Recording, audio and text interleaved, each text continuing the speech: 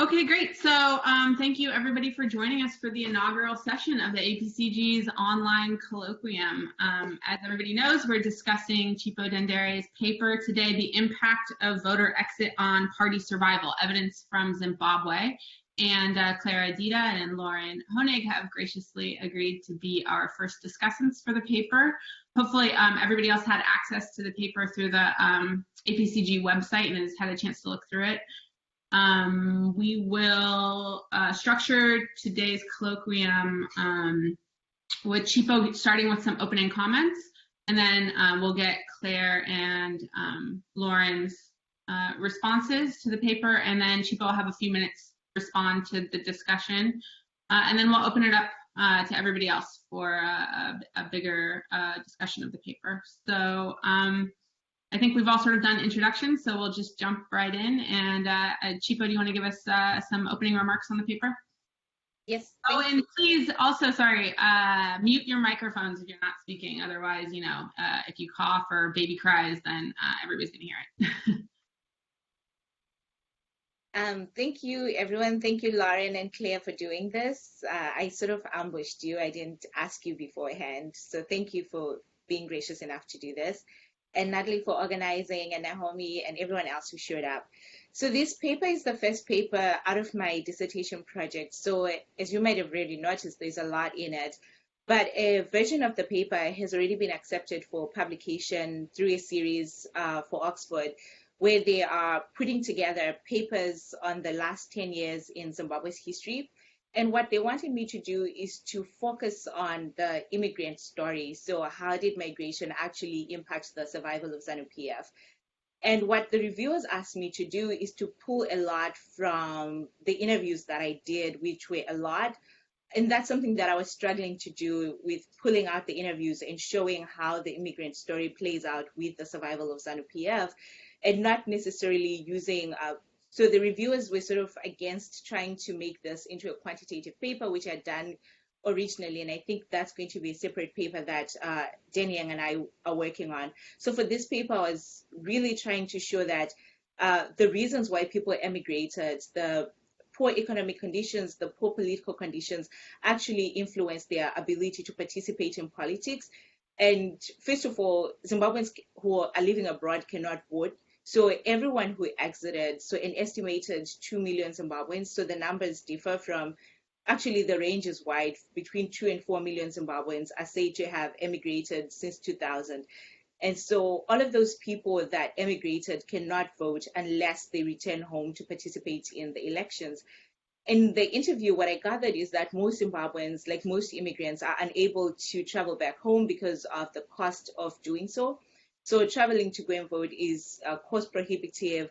The work that they put in to raise remittances also makes it impossible for people to participate in politics.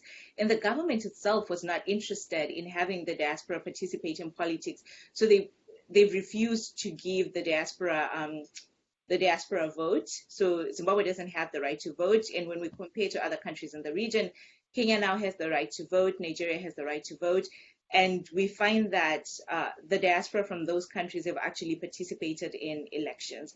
So that's just the synopsis and the background, since everyone has had a chance to read the paper. Thank you so much for the introduction. And I guess we'll go ahead and start with Claire, and welcome to Jonathan for joining us. Claire, if you want to start with your comments. Okay, great. Hi, everybody. Thank you, Chipo. This was a fascinating paper. What I'm going to do, I'm sorry you can't see me. That's a problem on my side, not on anybody else's side. But I'm going to share my screen because I have some slides that'll help. All right, so does everybody see this? Chipo, do you see it? Do you see the slides? You're muted, so. Not coming through. Huh? Not yet. I don't see it. I don't see anything either. Sorry, I had to click one more button.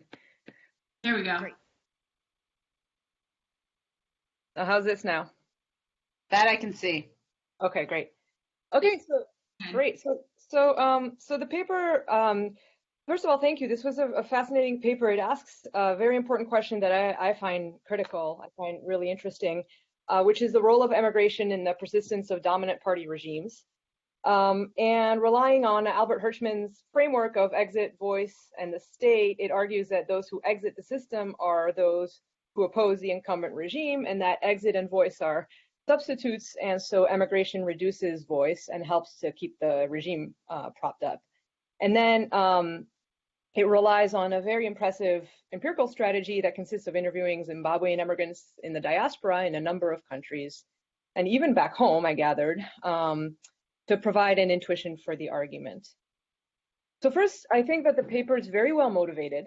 It asks, as I said, an important question, and it's really a simple puzzle, but it's a really compelling puzzle, which is that the literature that looks at these dominant party regimes, and you can think of the PRI in Mexico, for example, emphasizes the role of economic crises in bringing down dominant parties, and yet Zimbabwe has had its share of economic crises, and ZANU-PF has survived. And so the question becomes, what else is going on? Other scholars focus on these strategies that dominant parties use, like the role of elections, the role of legislatures, the role of coercion. And here, this is an entirely different question, which is the role of exit and migration. And so I think this is a very well motivated paper, and it brings to bear some very rich data. I think in this paper, we don't see that enough. That's going to be one of my comments. It's an impressive empirical strategy. Migrants are a rare population. I think in the Zimbabwean context, returned migrants might be even harder. It might be an even more rare population to find and to talk to. So I'd love to see this paper really showcase the empirical strategy a lot more than it does.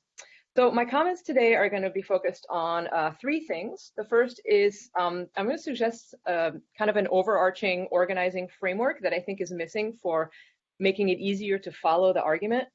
I think the empirical strategy is undersold.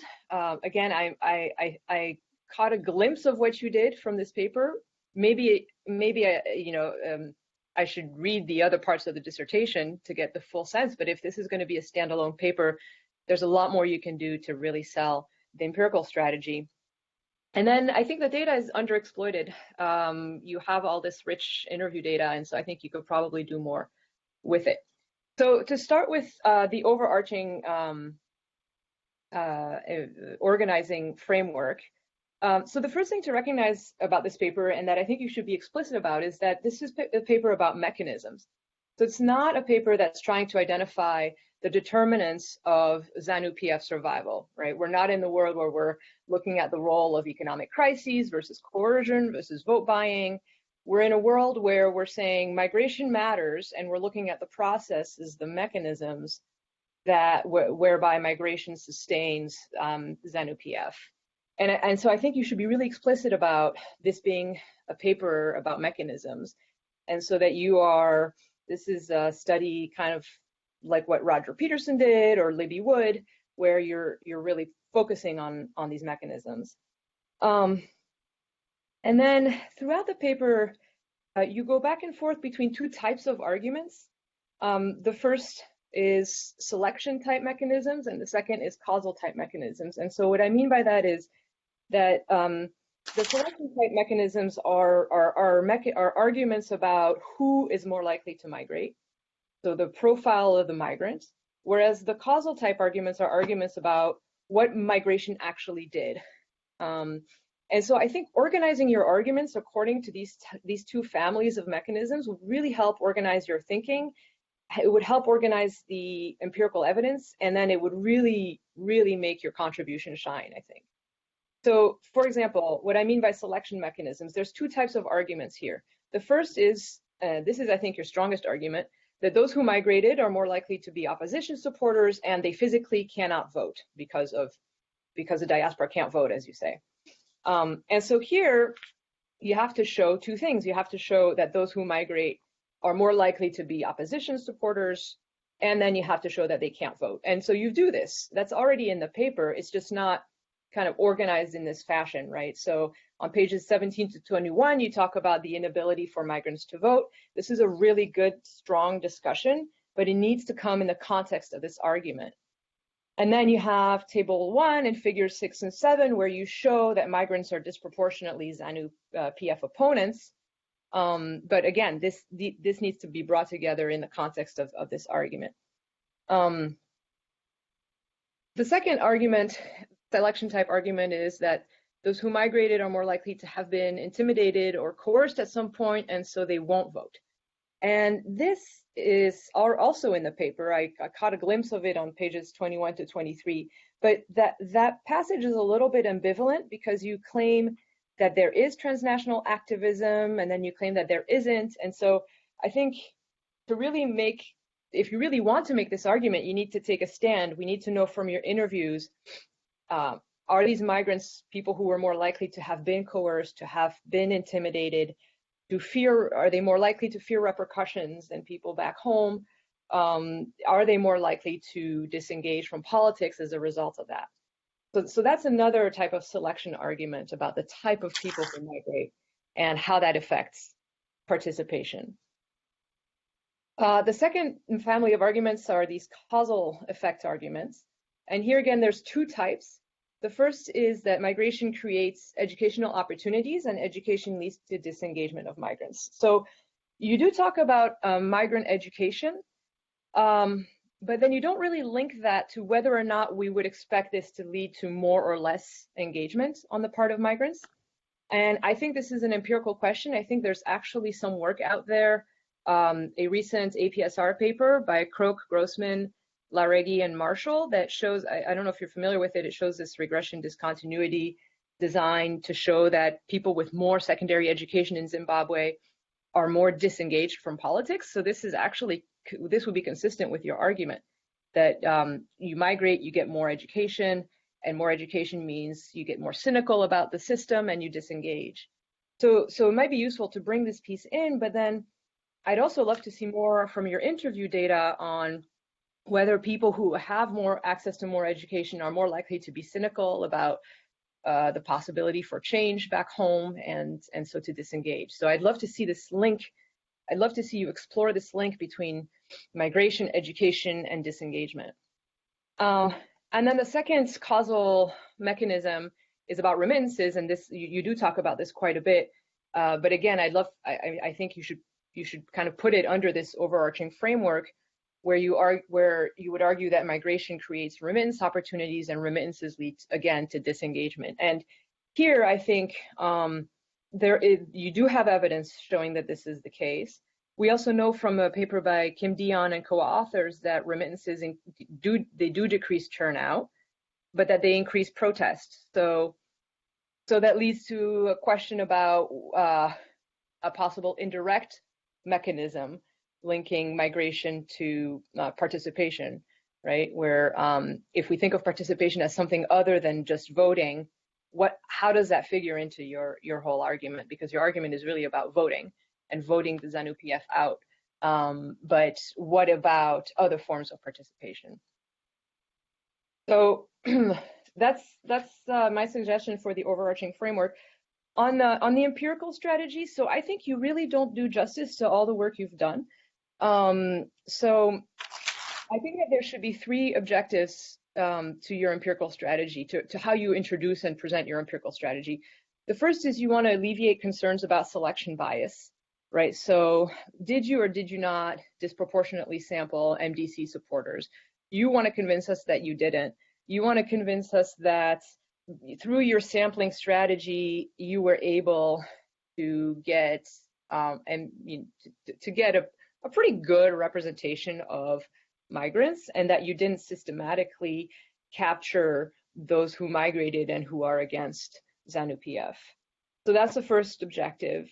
The second objective is you want to alleviate concerns about response bias, where the interviewees would systematically censor themselves or change their response somehow. And that I am a little bit concerned about that, because as you say in your paper, a lot of them were asking you who sent you. So there's probably a concern about that. But so what did you do how did you present the project to your subjects? What did you do to establish trust? How can we be more confident that these responses are truthful? and that they're not telling you what they think you want to hear. And then the third objective is just to convey how much work you did. Tracking immigrants is hard. Tracking immigrants in 3 or 4 countries is harder. And I think, right now you have your empirical strategy is 1 paragraph on page 6 that is really underwhelming. And so I really would encourage you to show off a little more all the work that you did. And then my third big point is this point about underexploited data.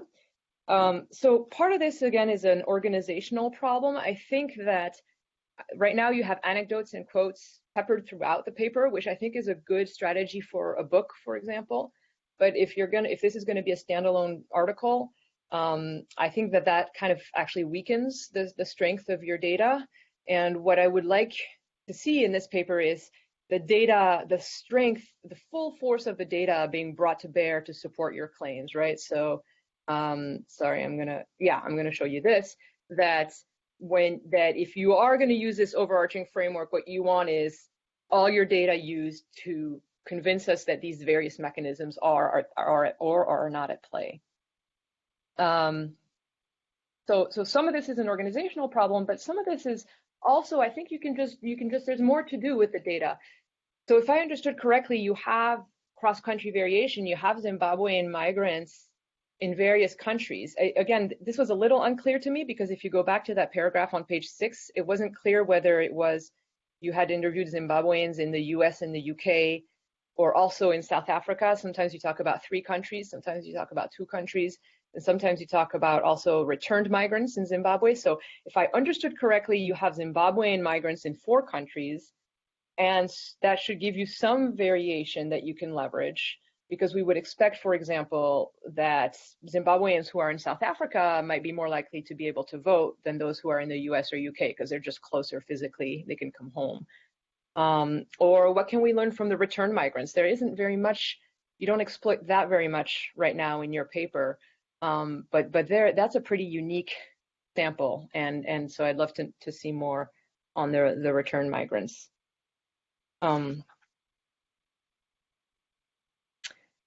So just as a final word, I would recommend that you not underestimate the power of structure and organization of the paper. I think, again, a lot of what I recommend is about restructuring and reorganizing. I think a lot of the content is there, but I did find it a little bit hard to follow at times. And I also think that if you do restructure the paper, you'll notice that sometimes peppered throughout the paper, there are claims that you make that seem to actually weaken your overall argument. So for example, on page 13, you say that respondents claim to support the NDC, so that could strengthen their asylum claims. This is a red flag for me, because it leads me to wonder whether the interviews are full of response bias, right? That respondents are somehow not giving you truthful answers. On page 5, you say that elections are neither free nor fair in Zimbabwe. So this raises a question of why wouldn't migration matter at all for the ZANU-PF if they're just, all they're doing is manipulating elections and staying in power that way. So again, those are just really small comments, but it's part of a bigger comment about trying to restructure the paper, having an overarching theoretical framework, and then using all of your very, very rich data to support these arguments. But overall, I think a really fantastic question, and I really enjoyed reading about this, and I look forward to where it goes to the next version. Great, thank you, Claire, for those very thorough, excellent comments. So we'll hop to Lauren's comments next, and then Chipo will give you some time to respond.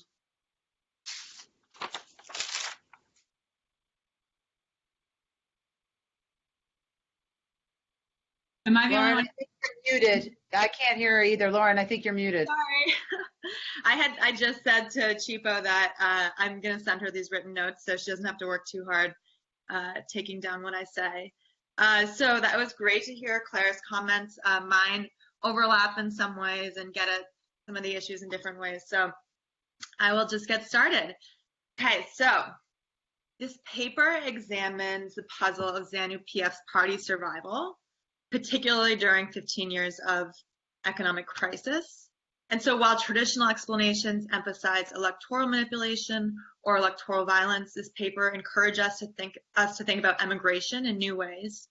It relies on a wealth of qualitative and quantitative data, including 100 interviews with Zimbabwean immigrants. So the paper shows us, from my reading, that the type of people who emigrate are the type who would vote for the opposition. Further, the diaspora is more likely to express support for the MDC. Second, that emigration is particularly effective in reducing the opposition vote base because the regime refuses to recognize diaspora voting, and the system of voting is actively debated and maintained by the ZANU-PF. This denial of diaspora voters' suffrage.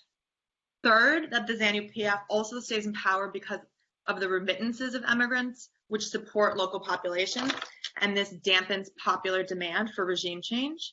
And fourth, that once people emigrate, they aren't engaging in other forms of participation that could hurt the ZANU-PF. So the first set of comments that I had are related to framing. In the current version, the frame seems to be about migration being an important phenomenon with party survival as an effect. And after hearing Chipo, after hearing you talk about the book project more generally, I can see where this is coming from. But the research question here is about party survival. And in the analysis, you suggest that there is agency on the part of the regime. They're intimidating MDC supporters, they refuse to recognize diaspora voting, etc. So in my reading of this, you're saying something particularly surprising and somewhat counterintuitive about authoritarian regimes more generally, that emigration can function as a part of the authoritarian's toolkit. So in an electoral regime, emigration has important and yet under-theorized consequences for the ruling party, which has implications for what we can expect of different authoritarian regimes. In electoral systems, the government has a strategic incentive to freely encourage emigration in order to reduce opposition support. In a non-electoral system like Eritrea, for example, we should see lower freedom of emigration due to that same strategic calculation. And the characteristic that you identify of opposition supporters in Zimbabwe would travel to patterns in opposition support and emigration that we'd see elsewhere. So if you do end up reframing it in this direction, you could push harder on why emigration is useful for the regime, not just that elections are a numbers game. Emigration without diaspora voting is less costly and less visible means of retaining power for the ruling party. So I found that your specific puzzle seems sort of hidden on page 15. It was clearly expressed this way, and I think that is useful to bring up earlier. So if support for the ZANU-PF was declining and the support for the opposition was rising, why did this not translate into votes? And your answer is that the people who would have voted for the opposition are the most likely to emigrate. So moving on to some questions about theory and mechanisms that I had as I was reading this. I found myself really wanting clarification on why these potential opposition voters left and when. So the implications of immigrants leaving for political reasons and economic reasons are separate. Addressing this seems like a place where you could make more use of your rich qualitative data. The paper suggests in places that most immigrants leave because of political repression, but elsewhere it seems like they're leaving due to economic reasons. For example, on page 8, you say that young respondents often said that emigration was something that just happened to them, which suggests to me that it wasn't a response to political repression. So this discussion of why Zimbabweans reported emigrating would be really interesting for scholars of Zimbabwean politics and emigration more generally, but it's really critical to your argument. So if they're leaving for economic reasons, they potentially could have been brought back into patronage networks to support the regime. But if they're leaving for political repression, they weren't ever going to support the regime. So these are different types of potential threats to the ZANU-PF, and so the mechanisms are going to work differently. Similarly, I also want a clarification on the time frame for the waves of immigration and in general, and also for your sample population. I was a little confused by the 2 million, 4 million amounts, and I see that you're saying that it's a range, but I thought maybe they were from different time frames as data. And you mentioned also that the massive wave of emigration from Zimbabwe was sudden, and I'm wondering if that's a response to the economic crisis, the idea that it's sudden. So I had questions early on about where they're going, which ties to why they were leaving, and also would help us to understand who these immigrants are. Not until page 21 that we're introduced to some of the places that the immigrants are living. And I think that would be useful for helping us understand, bringing these descriptive facts about these immigrants up front. And again, I think that's a great use of your data that you have. So this is important to building the theory of how immigration can help the ZANU-PF. So within the paper, you've introduced some interesting mechanisms, but we can expect that they're not the same for different populations. So I was interested in what we'd expect of different characteristics of these immigrants that you've brought into the discussion. I think that you could consider providing descriptive statistics up front and then discuss the theoretical implications of each of these characteristics for the central problem of ZANU-PF survival or ability to win the elections. This sort of critical part of your argument is the tie between who exits and who's most likely to be an opposition supporter. So I think that this is pretty central to your theoretical contribution. It could be highlighted more clearly. So urban populations. So the urban dwellers as a support base for the opposition is nicely supported with your discussion of the constitutional referendum and the MDC vote data. Although I think that you could consider separating the history of these parties from a tighter discussion of the causes of opposition support and maybe the literature that would suggest that that would be the case as well. And questions about the indibele. Are there higher rates of indibele in your sample because they're more likely to leave based on the historical relationship with ZANU-PF? Or do you think this is just an oversampling issue? Which is, again, just this question is another way of just trying to understand the mechanisms underlying why they emigrate.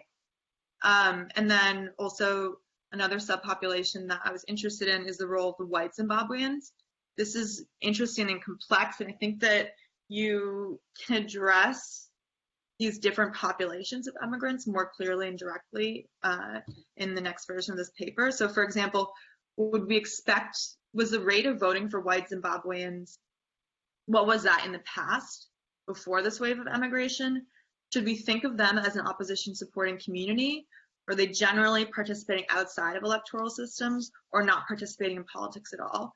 So a lot of your examples of political repression are reference to those white populations. And so I'm interested in how that fits into the broader immigrant population.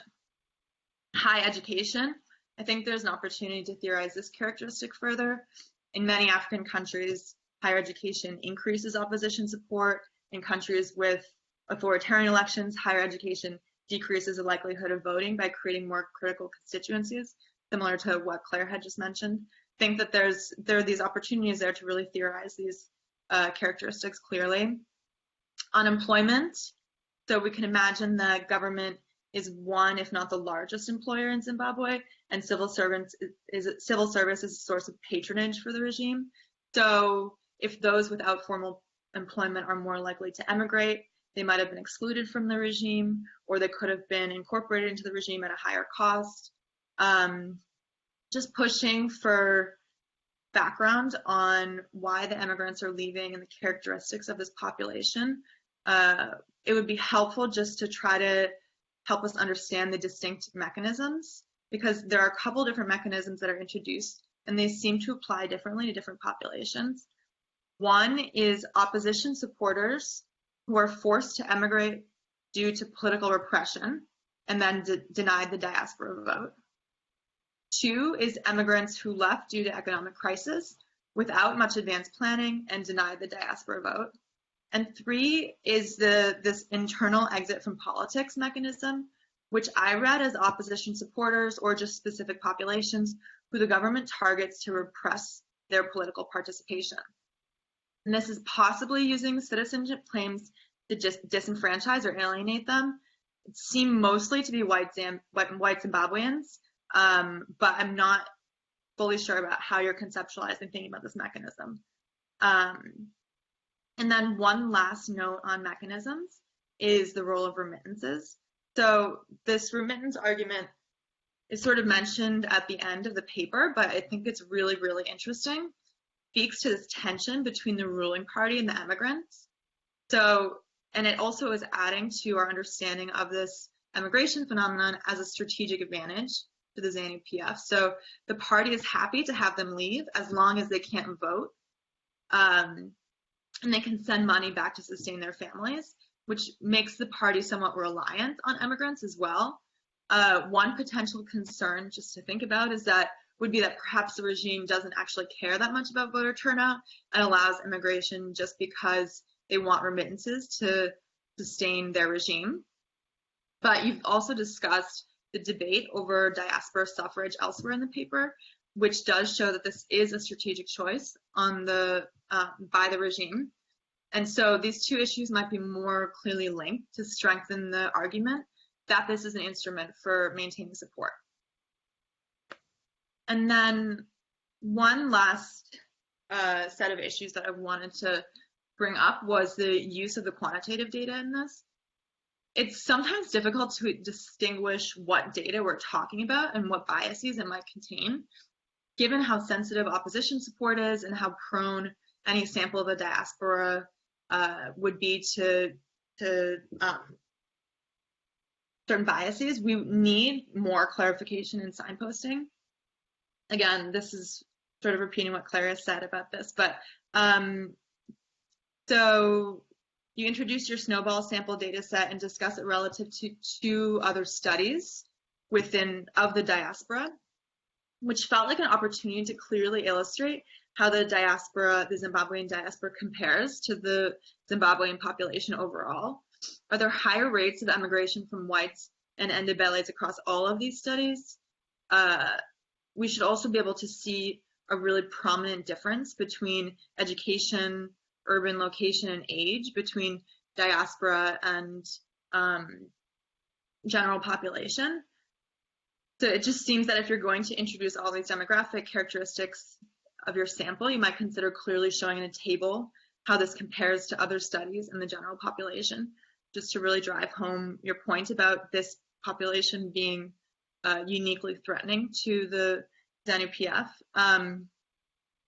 So the table on page 15 supports your theoretical points about urban, educated, and employed being more likely to emigrate and to vote for the opposition. I'd like to know more about where this data came from and who implemented the survey. I initially thought it was part of the snowball sample, but then I saw that it was in rounds, so I think that this is a separate survey. It is providing powerful support for your argument that despite this bias in reporting support for the opposition, the same diaspora demographics are the same as the opposition demographics. So as long as you're addressing and transparent about the potential biases, I think this is really powerful support for your main argument. So again, the data on tables 6 and 7, wondering if those are from your snowball sample. You had introduced on page 22 that there's bias in honest reporting of support for ZANU-PF, that there are sort of strategic reasons why people wouldn't want to admit that they support ZANU-PF in the diaspora. So I'd be interested in hearing more about this and how you connect those sources of bias to the data that you're presenting in 6 and 7. Okay, those are all of my comments. I really learned a lot from this paper. And yeah, thank you for having me comment on it. Thank you, Lauren, for such excellent comments. We'll just go ahead and shift it right over to Chipo to respond to this a little bit if you'd like. Yes. So I think you've both highlighted the issue with this project, right? That it's huge and there's a lot to pull from. And it's really hard. It's been really hard to figure out how to write one paper that has an 8,000 word limit for this particular project. And in terms of the biases for this version of the paper, I had to take out a lot on the methodology because the people that are doing the series, and I think it's a bias of sort of British literature where a lot has already been written about the Zimbabwean diaspora. So for them, they felt that it was very repetitive. It's things that they know of already, even though I felt that that was a really powerful part of the paper to talk about the methodology and how I address the biases. Initially, I was going to do a survey of the Zimbabwean diaspora. So send out an online survey and get people to respond. Then I realized that no one was responding to the survey because the diaspora doesn't trust surveys. So then I spent 3 years going back and forth between the US, the UK, and South Africa, trying to figure out how I was going to do the snowball method. So just to talk a little bit about how I got rid of the biases, one of the things I learned during the interviews, which maybe I should write about, is that if I stopped the interview at the first 30 minutes, then everything that I would have received in those 30 minutes to an hour was completely useless. It was posturing. So in the end, every single interview that I did was over 3 hours because for the first hour, people were telling me what they thought I wanted to know. And so it took a long time to really build trust with people, especially because I was a Zimbabwean in some ways, and people just didn't trust why I was there. So the interviews took on average 3.5 hours throughout. And so what I've actually done is to remove everything from the first hour for every single interview. And then I would start over the questions again. So people would say, okay, should we? And then I would say, do you really want us to talk about this? Now that you know that I don't work for ZANU-PF, I'm a researcher, I've no other interest than getting this data from you, then we would start over the interview. And this happened every single time that I did the interviews, even when I was doing the interviews with people that knew me through other connections that were closer. And so because of that, I felt really confident about my data in a way that I think most researchers wouldn't, simply because I have this ability to compare what they were saying within the first hour to what they say later on. And people were actually willing to share their asylum documents, for example, with me when they did their asylum, what the application involved, share their applications for their visas. And that's how I thought I was getting around the bias. And I guess I should talk about that. But I kind of cut it out because the reviewer said it was unnecessary for this paper. But I think if I do write another paper that's just focused on remittances, for example, I'll need to bring that in greater detail. And then in terms of framing, so this is the challenge, right? When you ask people why they emigrated, the first reason that they give you is almost always it's about the economy. That's almost always the first reason, right? You look at, unless it's refugees that are coming out of a direct conflict situation, it's usually about the economy. So to make the link between the economy and politics, I had to ask people, what do you think caused the economic conditions? And so then people are able to make the link between the bad politics and the economy. And so I think in the Zimbabwean case, it would be remiss of me and any scholar actually to say that Zimbabweans either just left for political reasons or they only left for their economic reasons, because they are very intertwined. They are very intricate, those two reasons. It's almost hard to separate them. And so because of the changes in Zimbabwe, I've actually time-bound this to researching the impact of immigration between 2000 and 2013. So I'm not going beyond 2013. The 2013 election is too messy. There's so much that's happening with that election, so I don't include it. What I might need to do, actually, based on your comments and other things I've been thinking about, is to be very clear that after 2000, the support for the opposition was a protest against ZANU-PF. in the interviews, it's really hard for most people to show their full commitment to MDC, because a lot of people left before the MDC was a very strong party. But what they do show commitment for is their dislike for ZANU-PF. So I don't know if that makes sense.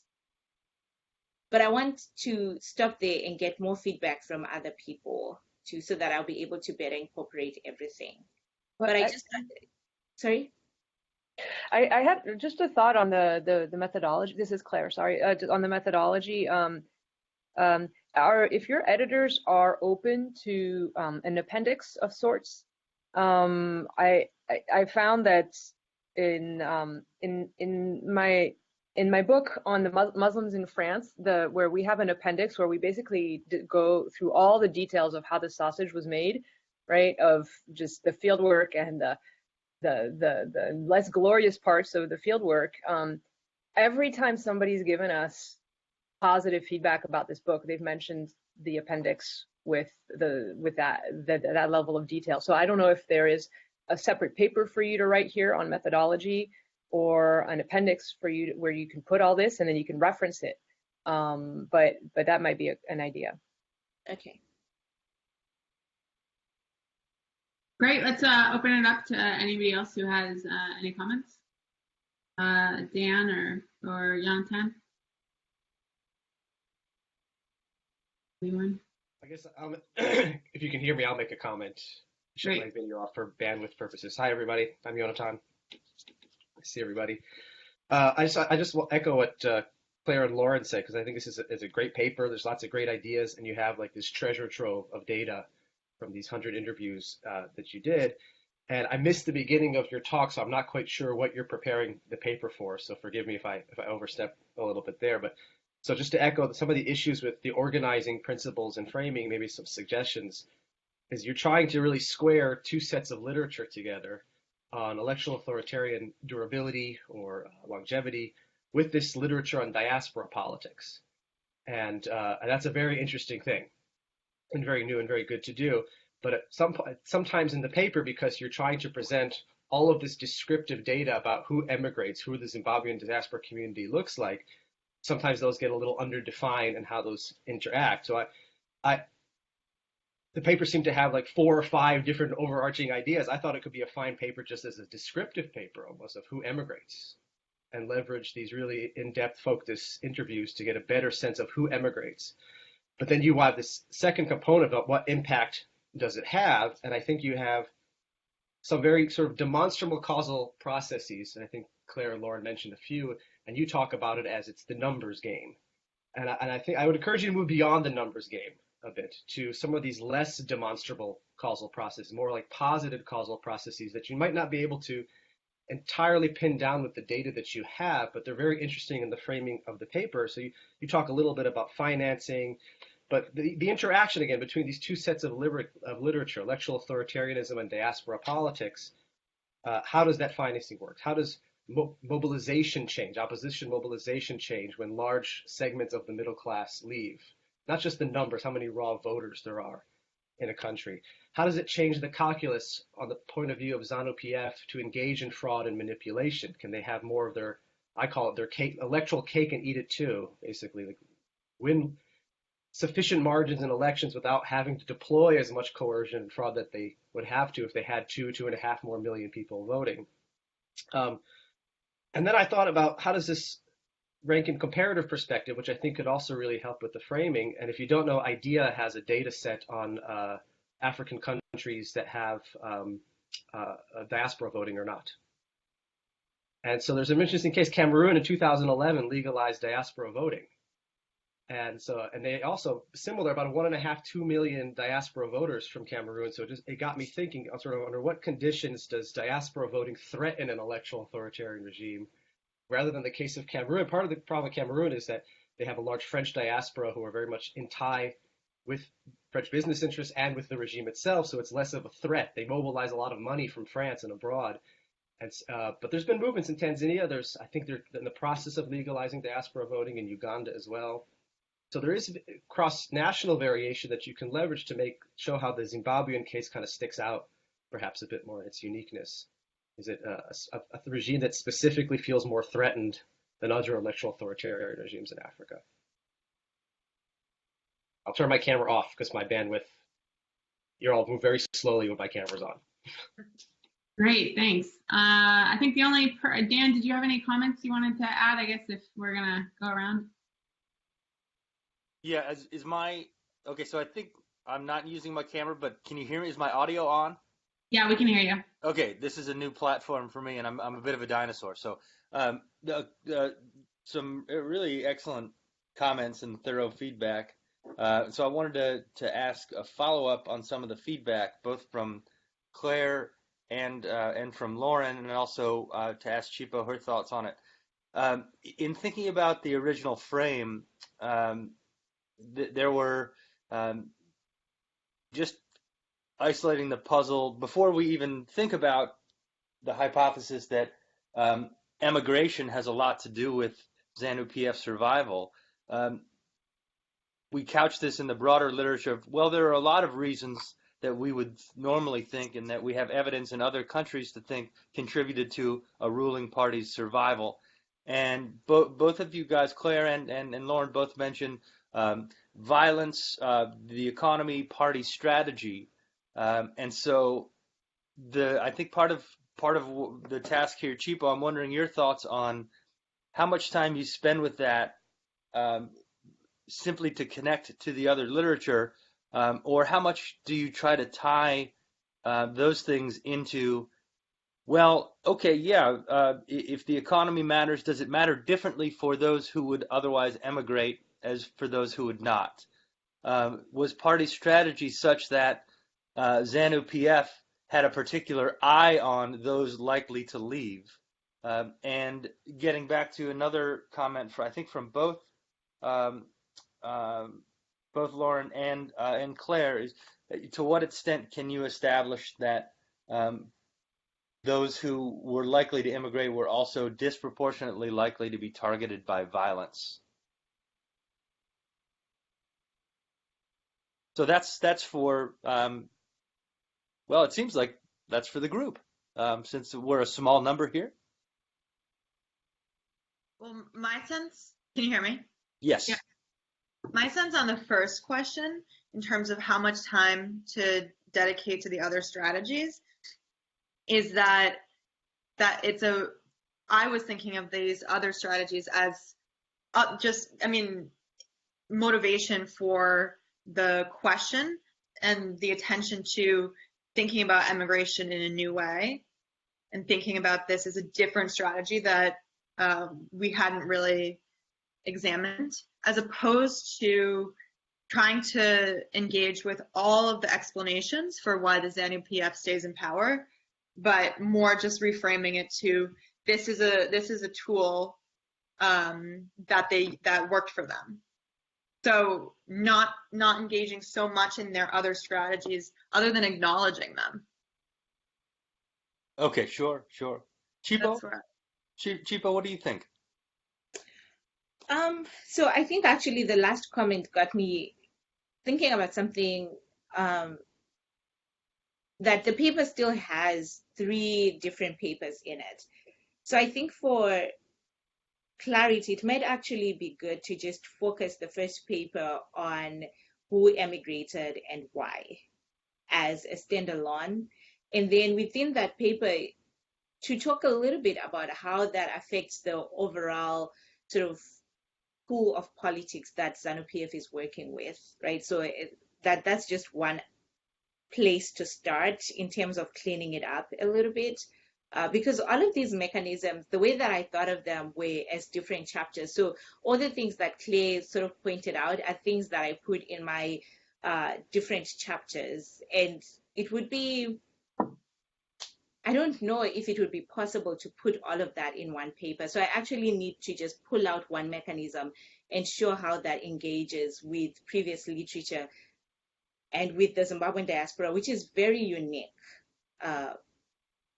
So just going to your second question of the opportunity to emigrate, what was happening in 2000, there were a number of things that made it possible for people to end up in England.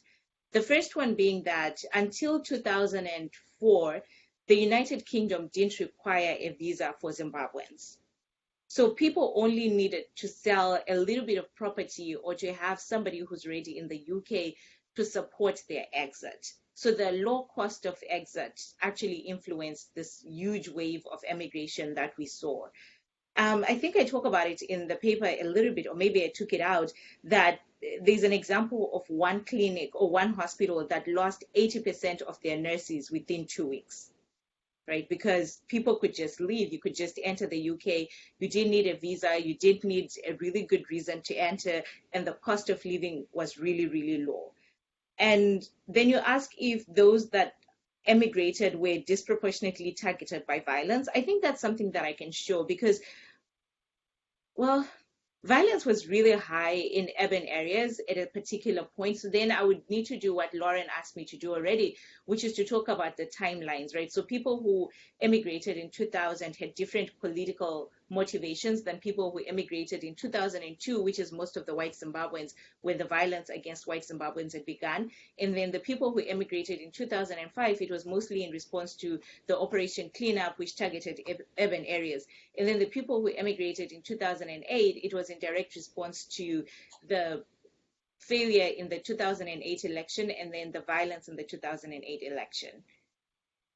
So I would have to tease out all of those different waves, and I think I can do that for this paper.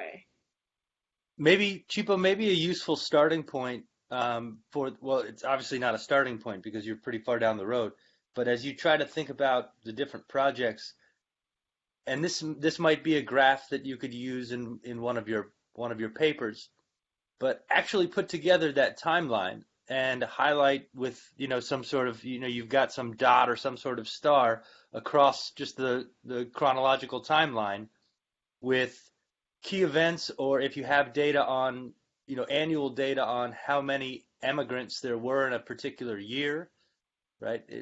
Any sort of mapping, however systematic it can be, if you have that sort of mapping, I think that's going to end up being a really useful thing for you to reference and come back to. And I think there's a good chance that might be a very useful graphic to have in one of the papers. Yeah. And again, I'm not sure how feasible that is, where you can go year by year, but perhaps there are key events. And that helps give the reader a flavor of, it helps give the reader something to look at when thinking about the timing of it, which Lauren brought up. I'd like to see more about how, when immigrants emigrated. Yeah, I think that would actually answer a lot of questions. I hadn't thought of it like that, to map out within the 2000 to 2013 time period. I don't know why I didn't think about that, but that would actually be really helpful, I think. I think that this would actually, to go back to kind of bring Dan and Jonathan's points together, I agree that there's so much content here that maybe simplifying this paper would be the way to go, and making this a descriptive paper about who the migrants are. You bring in, then you create this timeline that would fit really well into a more descriptive paper. Of course, I want the bigger project to be about linking that to ZANU-PF survival, and I really like the framing suggestions that Lauren provided. But again, I think maybe this is just going to be, maybe you should think of this as your book project, and this is going to be just one chapter for this book, but also that you could use for your own book project that is a descriptive chapter. Yeah, I want to just quickly agree with that comment. I think given your description of what you're doing with this edited volume and what this paper really is for, a descriptive chapter would make sense because it's just so rich and there's so much there. And in addition to a timeline, it would be interesting to see if that timeline is linked to the where immigrants go. This has been brought up, and you give a good example or explanation for why people go to the UK, because originally I was kind of putting the US and the UK in one bucket, and then thinking about that as being separate from immigration to South Africa, which seemed maybe would be more economically motivated. It's cheaper to go to South Africa, perhaps, and more expensive. And so you might see different types of immigrants going to the UK and the US. It sounds like that's not the case, and that this sort of open door to the UK might make immigration there fundamentally different from immigration to South Africa or to the US. And so I think in addition to exploring that timeline, exploring variation and where people go might give you more leverage with the data too, especially if this is going to be a descriptive article, and there's so much interesting stuff to explore. Yes, and so actually I didn't answer Claire's question on whether or not people in South Africa, because of proximity, are more likely to vote. What I found, which I thought was really interesting, is that people that were in the US and the UK were more likely to have returned home than people in South Africa. People in South Africa had less interest in returning home. So one of the questions that I would ask people is, do you plan to go back to Zimbabwe? And almost everyone would say yes. Then you ask them, how soon do you intend to go back home? Is it in the next 5 years, the next 10 years, the next 20 years? And people in South Africa, maybe because they are closer to home, there was just really no interest. And surprisingly, a lot more people in South Africa did not have their papers, which is why this timeline is so critical. And I feel dumb for not thinking about it, because the people that emigrated to South Africa went between 2005 and 2010. And that was after immigration to the UK became really difficult. But then we also find that that's when immigration, long-term immigration, caught up with poor Zimbabweans, right? So poorer urbanites were all going to South Africa, and they didn't start going until 2005, in part because of the urban violence and because the inflation was really bad at the time. So I don't know why I didn't think about it, but that makes sense, because most people keep